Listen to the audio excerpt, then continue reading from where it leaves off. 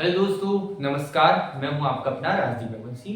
आज का टॉपिक है संविधान के महत्वपूर्ण स्रोत। जैसा कि आप सब जानते हैं कि हमारे संविधान के निर्माताओं ने 60 से अधिक देशों के संविधान को पढ़ा, समझा और उससे महत्वपूर्ण चीजों को भारत के संविधान में शामिल किया। तो आइए हम पढ़ते हैं भारत के संविधान के प्रमुख स्रोत 60 से अधिक देशों में। तो संविधान में हम सबसे पहले इस टॉपिक में हम पढ़ते हैं स्रोत का पहला देश संयुक्त राज्य अमेरिका अर्थात यूएसए। देखिए यूएसए जो है अमेरिका कहाँ पूछा जाता है सबसे पहले कि विश्व का सबसे पहला संविधान किस देश ने लिखा। तो विश्व का सबसे पहला संविधान जो है वो अमेरिका ने बनाया और विश्व का सबसे बड़ा संविधान जो है वो भारत का है। ठीक है, और विश्व का अलिखित संविधान जो है वो ब्रिटेन का है। तो यहाँ पर हम पढ़ते हैं यूएसए से लिए गए स्रोत। सबसे पहले हम पढ़ते हैं प्रस्तावना।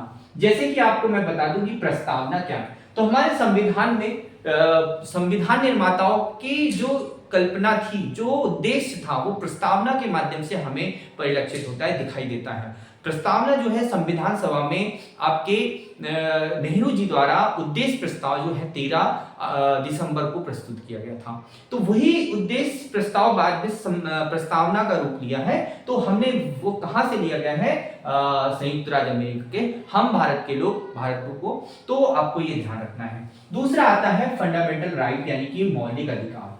फंडामेंटल राइट, आप सब जानते हैं कि मौलिक अधिकार जो है किसी भी व्यक्ति को जन्म से प्राप्त होते हैं और वर्तमान समय में मौलिक अधिकारों की संख्या 6 है, जबकि संविधान निर्माण के समय मौलिक अधिकारों की संख्या 7 थी। तो मौलिक अधिकार हमने संविधान के भाग 3 में शामिल किया है। किसमें है? भाग 3 में शामिल किया गया है और ये 12 से 35 तक के हैं। देखिए मैं आपको स्रोत के साथ साथ थोड़ी थोड़ी जानकारी और भी दे देता हूं। तो आपके मौलिक अधिकार, ठीक है, ये आपको ध्यान रखना। उसके बाद आते हैं उपराष्ट्रपति। उपराष्ट्रपति का पद जो है हमने अमेरिका से लिया है। साथ में राष्ट्रपति पर महाभियोग। आप सब देखते हैं कि भारतीय संविधान के प्रमुख जो प्रतिनिधि होते हैं, यानी भारत के प्रतिनिधि राष्ट्र अध्यक्ष जो है वो राष्ट्रपति हैं। इन पर महाभियोग जैसी प्रक्रिया के माध्यम से राष्ट्रपति को पद से निष्कासित किया जाता है, यानी कि हटाया जाता है। राष्ट्रपति पर महाभियोग संविधान पर अतिक्रमण या साबित कदाचार के माध्यम से के कारण से हम लोकसभा और राज्यसभा में महाभियोग प्रस्तुत करते हैं। तो ये प्रक्रिया हमने कहां से ली गई है? राष्ट्रपति पर महाभियोग अमेरिका से। देखिए अमेरिका से हमने उच्चतम और उच्च न्यायालय के जो न्यायाधीश होते हैं उन पर भी महाभियोग की प्रक्रिया अगर लगती है तो वो यहीं से ली गई है, उनकी नियुक्ति से संबंधित। तो राष्ट्रपति पर महाभियोग। न्यायिक पूर्वावलोकन, अगर हम जो हमारा सर्वोच्च न्यायालय है, हाई कोर्ट है, उच्च न्यायालय है, ये न्यायिक पूर्वावलोकन भी करते हैं, यानी कि अपने ही निर्णयों की समीक्षा भी करते हैं। तो हमने कहां से लिया है? अमेरिका से। संविधान की सर्वोच्चता, आप सब जानते हैं कि भारत जो दुनिया का सबसे बड़ा संविधान है, उसमें आज भी भारत में सर्वोच्च स्तर पर किसे माना जाता है? संविधान को। तो संविधान की सर्वोच्चता। न्यायपालिका की स्वतंत्रता, आप देखते हैं कि हमारे यहाँ पे कार्यपालिका, आपकी विधायिका और न्यायपालिका है। तो न्यायपालिका की स्वतंत्रता जो है वो यहाँ पर हमने अमेरिका से ली गई है। अगले चलते हैं ब्रिटेन। ब्रिटेन जो है, जिन्होंने हमें लगभग 200 से अधिक सालों तक के हम पर शासन किया, रूल किया, ब्रिटेन ने नियम बनाए। तो हमने ब्रिटेन से क्या लिया? ब्रिटेन के संविधान से हमने एकल नागरिकता ली। ठीक है, एकल नागरिकता अर्थात कश्मीर से लेकर कन्याकुमारी तक, गुजरात से लेकर अरुणाचल प्रदेश तक, उत्तर से दक्षिण, पूर्व से पश्चिम, भारत के सभी राज्यों के एक ही प्रकार के नागरिक हैं। यानी कि सब क्या है? हम सब क्या है? भारतीय हैं। अर्थात यहाँ पर हमारे देश में नागरिकता कैसी है? एकल नागरिकता है। आप सब जानते थे कि 5 अगस्त 2019 से पहले भारत की जो नागरिकता में एक राज्य आता था, जम्मू कश्मीर। जम्मू कश्मीर राज्य को विशेष राज्य का दर्जा 370 आर्टिकल के तहत दिया था। तो 5 अगस्त 2019 को जब समाप्त किया गया तो वहां की नागरिकता भी अब एकल नागरिकता हो गई है, अर्थात पूरा संपूर्ण भारत एकल नागरिकता। उसके बाद में आता है ब्रिटेन से द्विसदनात्मक व्यवस्था। द्विसदनात्मक व्यवस्था का अर्थ है 2 सदन, एक है उच्च सदन और एक है निम्न सदन। जैसे कि भारत में उच्च सदन राज्यसभा है जो स्थायी सदन है, जो कभी भंग नहीं होता। एक है लोकसभा जो अस्थायी सदन है, जो 5 सालों तक के होता है। तो यहाँ पर जो है द्विसदनात्मक व्यवस्था हमने ब्रिटेन से ली गई है। वहां पर हाउस ऑफ कॉमन और हाउस ऑफ पीपुल्स जो है वो वहां पर था, तो उसी को जैसे यहाँ पर औपचारिक रूप के प्रधान के रूप में हमने राष्ट्रपति को लिया है। अब देखिए ब्रिटेन एक राजतंत्रात्मक व्यवस्था है, वहां पर लोकतंत्र ना होकर राजतंत्र है। आज भी वहां पे राजा है, राज व्यवस्था है, वहां के राजा है। तो ब्रिटेन में जो प्रधान के तौर पर वो औपचारिक प्रधान के रूप में राजा है, जबकि वहां के कार्यकाल को जो भी है व्यवस्था, कानून व्यवस्था है या पूरी कार्यपालिका है, उसके प्रधान होता है वहां पर प्रधानमंत्री। तो यहाँ पर भारत में भी ऐसा ही है, लेकिन औपचारिक प्रधान के रूप में राष्ट्रपति को हमने लिया है। संसदीय विशेषाधिकार के बारे में और विधि निर्माण की प्रक्रिया कि विधि का निर्माण कैसे होता है। आप सब जानते हैं कि विधि निर्माण में लोकसभा, राज्यसभा और राष्ट्रपति का महत्वपूर्ण भूमिका होती है। तो यहाँ पर विधि निर्माण की प्रक्रिया। अगला देश आता है तीसरे नंबर पे हमने जिसको लिया है आयरलैंड। आयरलैंड से हमने लिया है डीपीएसपी। डीपीएसपी आपको मैं बता दूं कि राज्य के नीति निर्देशक तत्व, राज्य के नीति निर्देशक तत्व ये भाग 4 में दिया गया है, और ये भाग 4 में दिया गया है जो 36 से 51 तक के हैं। आर्टिकल 36 से 51 तक के हैं। हमारे संविधान में टोटल 395 आर्टिकल्स, अब तो बढ़ गए संशोधन के बाद में, तो उसमें से 36 से 51 में राज्य के नीति निर्देशक तत्व लिए गए हैं, जो हमने कहां से लिए गए हैं, आपके आयरलैंड से। और ये राज्य के नीति निर्देशक तत्व राज्य में लागू होते हैं। राज्य सरकार की मंशा पर, राज्य सरकार के ऊपर निर्भर करता है कि राज्य की नीति निर्देशक तत्व लागू करे, है ना। तो ये आपको याद रखना। राष्ट्रपति का निर्वाचक मंडल, देखिए राष्ट्रपति जो हमारा जो देश है वो गणतंत्र है, राजतंत्र नहीं है। यहां पर क्या होता है कि राष्ट्र के राष्ट्र अध्यक्ष को चुना जाता है, यानी कि वोटिंग के माध्यम से। तो कैसे चुने जाएंगे, तो उसके लिए निर्वाचक मंडल हमने लिया गया है, राष्ट्रपति का निर्वाचक मंडल। राष्ट्रपति के निर्वाचक मंडल में लोकसभा, राज्यसभा, प्रत्येक राज्यों की विधानसभा, दिल्ली, पांडिचेरी और जम्मू कश्मीर जो केंद्र शासित प्रदेश बन गया है उसकी भी विधानसभा के सदस्यों के द्वारा राष्ट्रपति का जो है निर्वाचन होता है। तो ये आपको ध्यान रखना है, निर्वाचक मंडल, ठीक है। उसके बाद में राष्ट्रपति द्वारा राज्यसभा। अब देखिए राज्यसभा में 12 सदस्यों की नियुक्ति जो है वो राष्ट्रपति द्वारा की जाती है। कितने? 12 सदस्यों की। वो होते हैं कला, साहित्य, खेल, आपके खेल, विज्ञान, पत्रकारिता यानी कि समाज सेवा, आपको समझते हैं। तो इन विभिन्न खेलों में या विभिन्न प्रतिभाओं, यानी कि हम कह सकते हैं कि इन क्षेत्रों में विश्व विख्यात जो व्यक्ति होते हैं, प्रतिभाशाली व्यक्ति होते हैं, उनको राष्ट्रपति क्या करते हैं, मनोनीत करते हैं 12 सदस्यों को राज्यसभा में। ये राष्ट्रपति के चुनाव में भाग नहीं लेते हैं, ये आपको ध्यान रखना है। तो राष्ट्रपति के राज्यसभा में 12 सदस्यों की नियुक्ति जो की जाती है वो आयरलैंड के संविधान से लिया गया है, ये हमें याद रखना है, ठीक है। अगला जो आता है आपातकालीन उपबंध, जो है आपको दिखाई दे रहा होगा, आपातकालीन।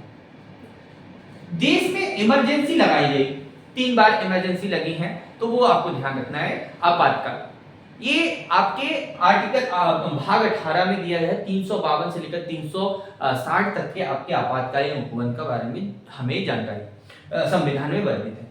तो ये जर्मनी के वाइमर संविधान से हमने लिया है आपातकाल 3 प्रकार का। एक है राष्ट्रीय आपात, एक है राज्य आपात अर्थात राष्ट्रपति शासन, और दूसरा है व्यक्ति आपात, ठीक है। तो आपातकालीन उपबंध हमने कहां से लिए गए हैं? आपातकालीन उपबंध हमने जर्मनी से लिए गए हैं। आपातकाल, आपको ये यहां पर ध्यान रखना है, आपातकालीन उपबंध, उपबंध। तो ये हमने कहां से लिया गया बेटा? जर्मनी से। तो बहुत ही इंपॉर्टेंट है, ये आपको ध्यान रखना।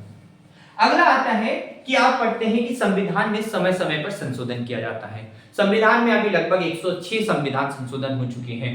तो संविधान में संशोधन करने की प्रक्रिया जो है हमने दक्षिण अफ्रीका के संविधान से ली गई है। संविधान के आर्टिकल 368 में आपका क्या है, संविधान संशोधन की प्रक्रिया है, जो भाग 20 में वर्णित है। किसमें वर्णित है? तो भाग 20 में वर्णित है। तो दक्षिण अफ्रीका से हमने इसे लिया गया है। रूस से हमने मौलिक कर्तव्य को लिया गया है। फंडामेंटल ड्यूटीज, हमारी फंडामेंटल ड्यूटी क्या है? जैसे कि जब हमने जब हमने 42वां संविधान संशोधन किया, तो रूस में से सरदार स्वर्ण सिंह समिति की अनुशंसा पर रूस से मौलिक अधिकार को हमने शामिल किया। ये भाग 4 का में है, भाग 4 का में है, और ये आर्टिकल 51 में है। कौन से में? आर्टिकल 51 ए में वर्णित है। जो मौलिक कर्तव्य हैं जो मूल संविधान में 10 थे, लेकिन वर्तमान में 11 है इनकी संख्या।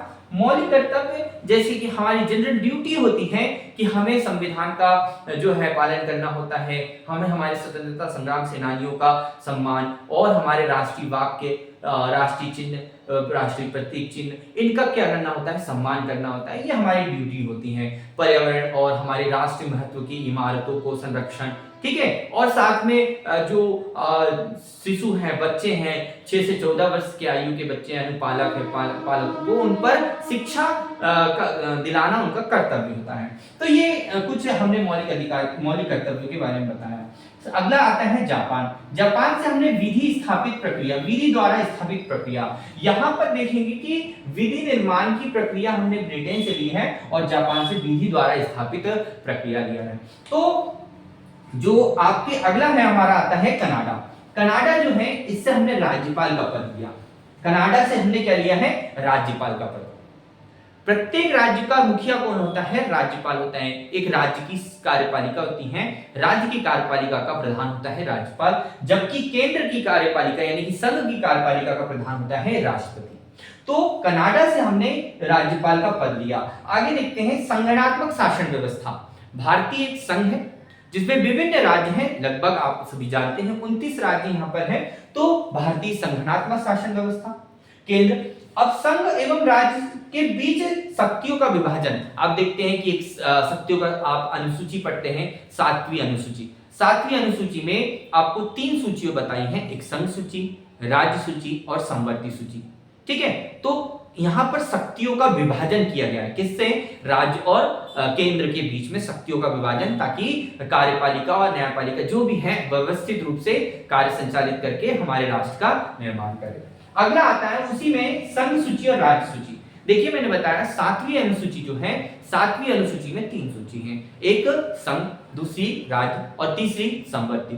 तो यहां पर हमारे पास में संघ और राज्य सूची कनाडा से ली गई है, जबकि समवर्ती सूची मैंने यहां पर लिखी है, आप देख सकते हैं ऑस्ट्रेलिया से ली गई है। समवर्ती सूची हमने कहां से ली गई है, ऑस्ट्रेलिया से ली गई है। संघ सूची में दिए गए विषयों पर कानून केंद्र सरकार बनाती है, संघ सरकार बनाती है। राज्य सूची में दिए गए विषयों पर कानून राज्य सरकार बनाती है, जबकि समवर्ती सूची पर दिए गए विषयों में राज्य भी बनाता है और केंद्र भी बनाता है। जबकि ऐसी स्थिति रहती है तो केंद्र का नियम यहाँ पर लागू होता है। तो आपका अगला जो है ऑस्ट्रेलिया। ऑस्ट्रेलिया से हमने समवर्ती सूची ली है, ये आपको बताया। अगला आता है आपकी ऑस्ट्रेलिया से प्रस्तावना की भाषा। देखिए प्रस्तावना हमने अमेरिका से ली है और प्रस्तावना की भाषा जो है वो ऑस्ट्रेलिया से लिया गया है। अगला है संयुक्त अधिवेशन। आप देखते हैं कि राज्यसभा और लोकसभा जो है ये हमारे 2 सदन हैं, एक उच्च सदन एक निम्न सदन। तो राज्यसभा और लोकसभा के ज्वाइंट अधिवेशन यहाँ पर करवाए जाते हैं, जो लोकसभा और राज्यसभा मिलकर, यानी कि राष्ट्रपति द्वारा आर्टिकल, आपको बता दूं कि आर्टिकल 108 के तहत संयुक्त अधिवेशन का प्रावधान किया गया है दोनों सदनों का, और राष्ट्रपति बुलाता है और लोकसभा का अध्यक्ष द्वारा इस संयुक्त अधिवेशन की अध्यक्षता की जाती है, ठीक है। तो ये आपको ध्यान रखना है, बहुत ही इंपॉर्टेंट मैंने आपको आज के इस सेशन में बताए हैं भारत की जो है संविधान में प्रमुख स्रोत, ठीक है। तो USA, Australia, Canada, Britain, Ireland, Germany, दक्षिण अफ्रीका, रूस, जापान, है ना। तो ये आपको ध्यान रखना है, बहुत ही इंपॉर्टेंट है। इस वीडियो को लाइक कीजिए, जितना हो सके उतना शेयर कीजिए। आपको अगर वीडियो अच्छा लगे तो कमेंट्स में बताइए, ठीक है। और मिलते हैं अगले टॉपिक पे। अगर आप हमारे यूट्यूब चैनल पे नए हैं तो सब्सक्राइब कीजिए। देखिए दोस्तों, आपके सपोर्ट से ही हमारा यूट्यूब चैनल आगे ग्रो कर सकता है। आपको बहुत अच्छी अच्छी क्लासेस हमारे माध्यम से मिलेगी। आप हमारे चैनल को लाइक, सब्सक्राइब और शेयर कीजिए। धन्यवाद।